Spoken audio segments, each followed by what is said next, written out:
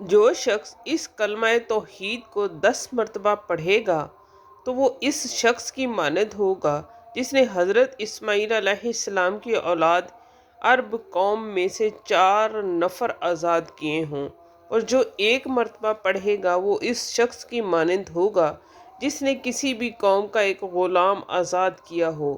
اور جو 100 مرتبہ یہ کلمہ پڑھے گا اس کو 10 غلام آزاد کرنے کے برابر ثواب ملے گا، اور اس کے لیے 100 نیکیاں لکھ دی جائیں گی اور اس کی 100 بدیاں مٹا دی جائیں گی، اور یہ کلمہ اس کے لیے شیطان سے بچاؤ کا محافظ ہوگا،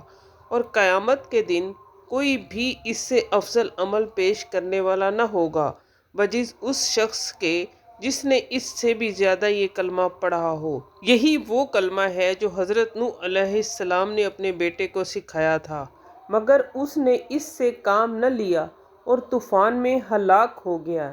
اس لیے کہ اگر تمام آسمان ایک پلڑے میں رکھے ہوں اور یہ کلمہ دوسرے پلڑے میں تو یہ کلمہ ان سے بڑھ جائے گا، اور اگر سب آسمان حلقہ کی مانند ہوں تو یہ کلمہ اپنے بوجھ سے ان کو ہلا دے گا۔ بسم اللہ الرحمن الرحیم۔ لا الہ الا اللہ وحدہ لا شریک لہ لہ الملک ولہ الحمد یحیی و یمیت وہو علی کل شیء قدیر۔ اللہ کے سوا کوئی معبود نہیں، وہ اکیلا ہے، اس کا کوئی شریک نہیں، اسی کی بادشاہی ہے اور اسی کے لیے تمام تعریف ہے۔ وہ زندہ کرتا ہے اور وہی مارتا ہے، وہ زندہ ہے جو مرے گا نہیں، بھلائی اسی کے ہاتھ میں ہے اور وہ ہر چیز پر قادر ہے۔